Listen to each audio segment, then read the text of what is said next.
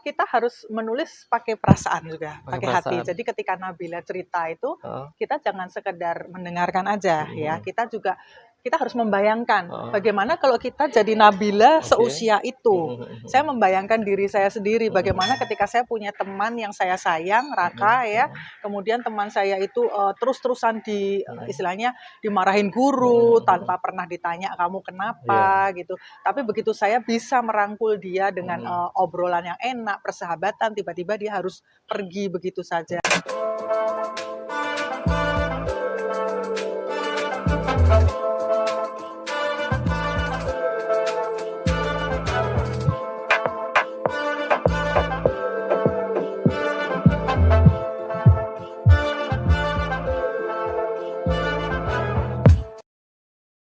Salam literasi, sobat literasi. Ada sebuah buku yang sangat bagus yang pada akhir September lalu diumumkan sebagai pemenang terbaik karya nonfiksi anak. Ini judulnya Teman untuk Semua dan ditulis oleh seorang penulis yang sangat produktif.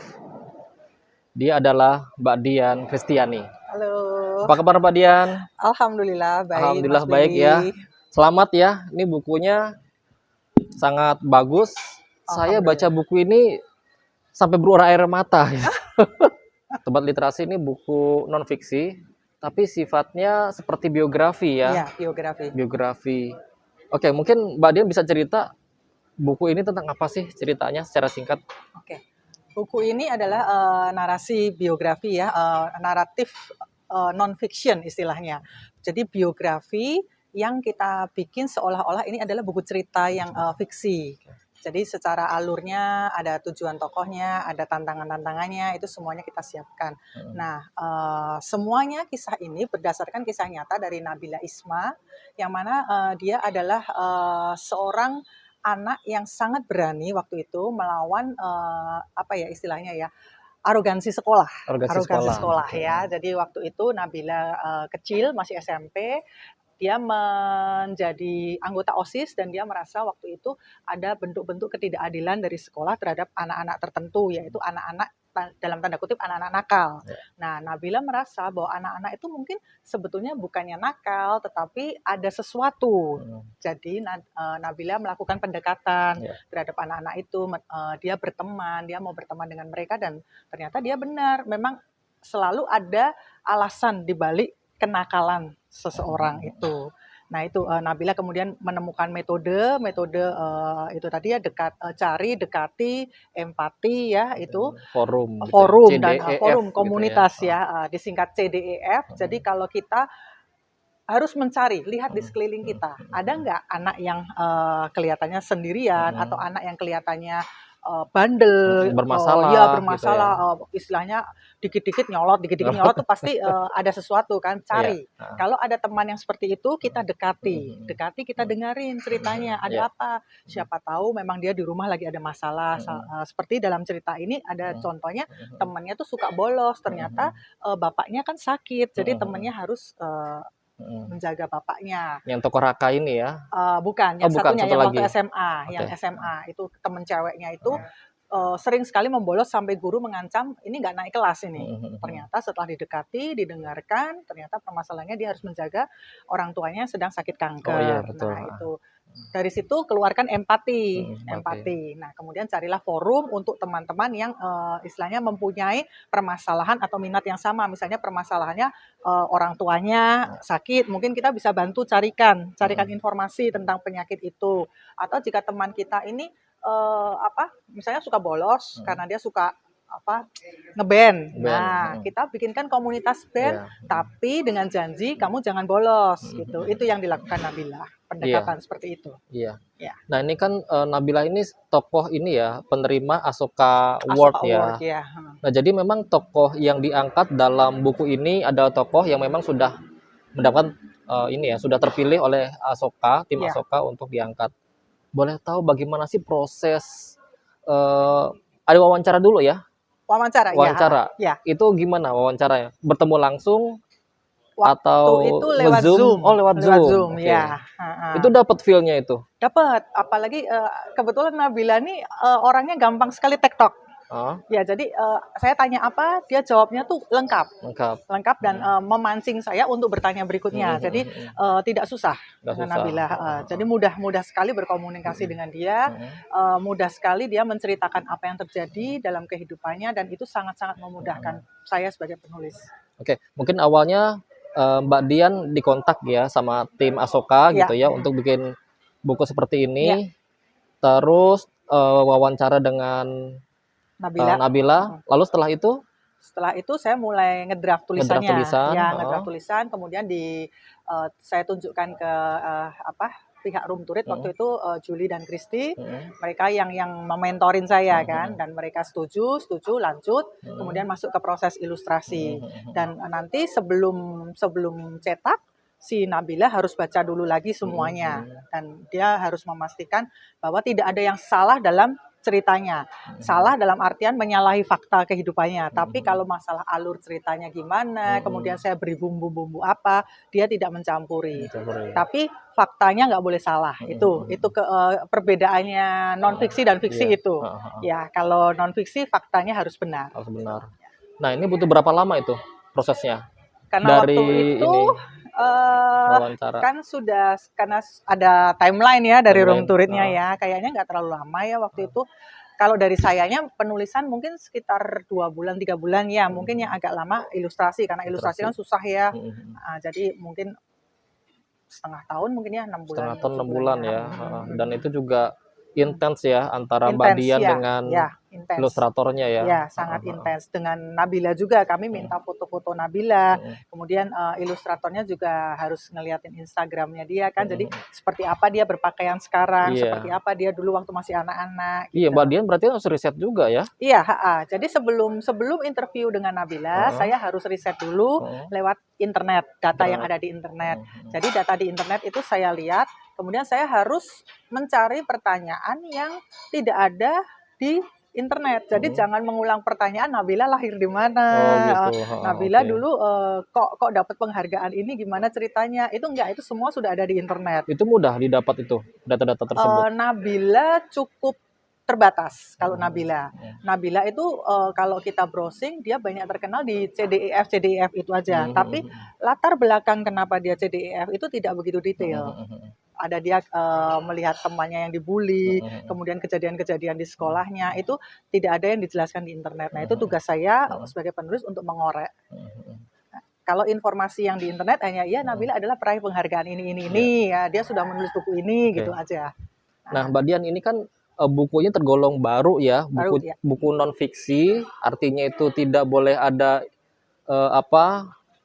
imajinasi gitu ya, yang kalau sekedar bumbu nggak apa-apa. Bumbu nggak apa-apa. Tapi ini suatu hal yang sifatnya faktual gitu ya. Dan ini mungkin suatu hal yang mungkin untuk buku jenis seperti ini buku baru ya. Baru ya, setahu saya kalau biasanya kalau biografi itu ini banget ya, kaku biasanya tebel gitu ya. Tapi ini banyak enak sekali, Sobat Literasi. Nah, ini ilustrasinya juga ilustrasinya bagus, gambar-gambarnya juga bisa menceritakan ya gambaran seorang Nabila ya waktu SMP, waktu SMA gitu ya. Nah, ini seperti ini. Ya, ini teman-temannya kan ngintip dia ketika dipanggil di BK. Iya. Nah, ini kadang ada bagian yang membuat saya itu tersentuh ya. Sampai nggak terasa keluar air mata gitu ya. Nah, ini ketika misalnya Nabila itu harus ditinggal Raka. Jadi ada beberapa bagian segmen yang membuat saya itu tak terasa keluar air mata gitu ya. Apalagi ketika dia mau menyerah kan, dia udah karena dia terus-terusan menghadapi tentangan dari orang-orang, dia merasa harus udah berhenti aja. Nah, itu saya juga terharu itu. Saya kira nggak mudah ya membuat adegan-adegan seperti ini. Mungkin Mbak Dian punya tips nggak? Kita harus menulis pakai perasaan juga, pakai hati. Jadi ketika Nabila cerita itu, kita jangan sekedar mendengarkan aja ya. kita harus membayangkan Heeh. bagaimana kalau kita jadi Nabila Oke. seusia itu. Saya membayangkan diri saya sendiri bagaimana ketika saya punya teman yang saya sayang, Raka ya. Kemudian teman saya itu terus-terusan istilahnya dimarahin guru tanpa pernah ditanya kamu kenapa gitu. Tapi begitu saya bisa merangkul dia dengan obrolan yang enak, persahabatan, tiba-tiba dia harus pergi begitu saja. Itu saya ikut merasakan. Kemudian ketika dia dipanggil guru BK, terus dia ditegur, kenapa sih kamu kok berteman dengan anak-anak yang buruk? Sudahlah, kamu ini pinter, kamu ini anak baik, nggak usahlah gaul-gaul gitu. Saya sendiri merasa jadi diri saya yang ditegur. Jadi itu mungkin yang penulis harus perhatikan ketika kita menulis, masuklah ke dalam tokohnya, rasakan. Iya, empati juga ya kepada Empati juga, penulisnya. betul. Ada ini nggak semacam tantangan atau kendala saat proses penyusunan dari riset, lagi wawancara, atau lagi penulisan buku ini? Kalau tantangan, Mas Billy boleh percaya boleh tidak, ketika saya ditawarin Mbak Rina dari Room to Read untuk menuliskan naratif non-fiction yang berupa biografi, saya langsung spontan jawaban saya nggak bisa. Tidak gitu ya? Nggak bisa saya gitu kan, spontan. Nah, waktu itu saya ditanya kenapa nggak bisa, karena saya belum pernah Belum gitu, pernah belum bikin pernah. seperti ini ya. Selama ini kan buku-buku saya dongeng ya, cerita rakyat, cerita-cerita fiksi lah ya. Tahu-tahu kok disuruh bikin biografi, ilmunya nggak ada, apa yang harus saya lakukan. Jadi saya menolak waktu itu. Tapi kemudian Mbak Rina bilang, enggak kok, nanti diajarin. Dan ternyata memang ini adalah pelatihan dari Room to Read Amerika. Jadi yang turun untuk mementorin saya dan teman-teman penulis lainnya langsung dari Julie dan Christy dari Room to Read Amerika ya. Terus setelah itu ikut pelatihan, waktu itu daring juga lewat Zoom. Ternyata Julie dan Christy itu menjelaskannya tuh enak banget dan saya dikasih tahu, kami para penulis dikasih tahu titik kamu mulai itu dari mana, titik mulainya dari mana. Terus kami diberi contoh buku-buku naratif non-fiction biografi dari luar negeri yang ada. Jadi lihat nih, kalau buku Hans Christian Andersen ini kayak gini, titik mulainya kayak gini. Terus yang siapa itu yang siapa namanya, anak Afrika cowok yang bikin kincir angin itu, lupa saya namanya, ada filmnya juga kok itu, The Boy Who apa itulah. Itu juga kami ditunjukkan buku itu, mulainya bagaimana, terus yang diceritakan apa. Jadi buku biografi untuk anak-anak itu bukan berarti kita menceritakan dari lahir sampai tuanya, misalnya sudah sampai tua ya. Jadi nggak menceritakan runtut gitu, tapi kita ngambil slice of life-nya dia yang membuat titik perubahan dalam kehidupannya. Dan ternyata dari Room to Read penjelasannya begitu enak, begitu detail, saya bisa. Dan kemudian saya juga diberi keleluasaan, waktu itu diberi privilege untuk memilih duluan. Gitu. Jadi duluan. Siapa daftar ininya ya? Ada daftar Asoka, penerima Asoka Award. Kayaknya badan nggak cuma Nabila yang nulisnya ya? Ada lagi ya? Ada Ibu Nani Sulminarni. Oke, Bu Nani. Ibu Nani Sulminarni itu pendiri Yayasan TK, Perempuan Kepala Keluarga. Itu karena saya memang sebetulnya saya tertarik ya dengan isu-isu perempuan yang kuat gitu, karena saya terus terang lahir dari keluarga yang memang perempuan itu harus kuat. Perempuan itu harus mandiri, perempuan itu tidak boleh yang apalah ya, cengeng lah gitulah. Jadi saya memang lahir dari keluarga seperti itu. Jadi begitu saya melihat daftar ini, saya melihat Bu Nani, langsung saya pilih. Kemudian Nabila saya pilih, karena ini isu bullying ini juga saya selalu dari dulu pemikirannya Nabila itu sama dengan saya. Kalau ada anak nakal, anak yang tukang bully, itu harus dicari akar permasalahannya apa. Tapi cenderungnya kita kalau ada anak nakal, ada anak tukang bully, kita ikut marahin dia, kita kan. Menyalahkan kita gitu menyalahkan, memarahi, sehingga anak itu tambah benci, tambah jadi nakalnya kan. Nah, itu yang mungkin belum banyak kita lakukan. Empati pada dia, ada apa sih, kamu kok gini, kenapa, atau jangan-jangan dia ini memang ada penyakit tertentu ya, atau dia pola asuh keluarganya yang salah atau apa, kan kita harus telusuri begitu. Nah, saya akhirnya memilih Nabila dan Bu Nani, dan kemudian setelah pelatihan saya merasa mampu ya. Tapi ya itu tadi kendalanya, ketika di tengah perjalanan gitu, ternyata tema ini cukup sulit kan. Untuk disampaikan ke anak-anak tuh saya puyeng sendiri. Terus sempet, kenapa aku milih 2 orang ini. Tapi ini suatu hal yang baru, terus lagi berarti butuh adaptasi juga berarti ya. Hal yang baru, dan ini kan tema yang memang saya suka ya. Dari kecil tuh saya suka baca rubrik-rubrik psikologi gitu kan. Tapi begitu di perjalanan, kok berat banget ya ini ya, ini gimana ya nyampein ya ke anak-anak ini kan, jangan sampai pula kita, oh bully itu nggak apa-apa kan, jangan sampai pula kayak gitu ya. Jadi ya, tapi akhirnya dalam proses ya, alhamdulillah lah dimudahkan semuanya Dimudahkan. lancar ya. Mungkin pernah ngobrol juga sama anaknya nih sering di apa Edgar ya? Iya, kebetulan Suka kan saya nanya juga. punya anak-anak ya, jadi, saya ini pemerhati tingkah laku anak-anak. Jadi Iya. anak-anak saya tuh Edgar dan Gerald itu kan memang temennya banyak ya. Jadi saya bukan tipe orang tua yang nggak kenal sama temennya anak, saya kenal semua Kenal. kelakuannya mereka, semua tahu.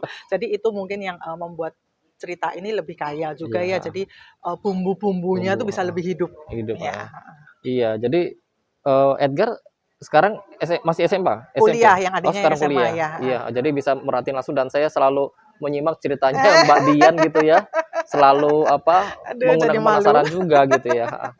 Nah ini terus, kira-kira ini kan udah jadi nih ya, kira-kira pesan apa sih yang ingin disampaikan gitu ya kepada pembaca, terus lagi kepada mungkin ini juga pembacanya dari anak-anak sampai orang dewasa, Iya, orang tua ya. orang tua, Kira-kira pesan betul. apa Mbak Dian yang mau disampaikan, Mbak, Iya, lewat buku pesan ini? saya mungkin gini ya, kita jangan jangan mudah menghakimi orang ya.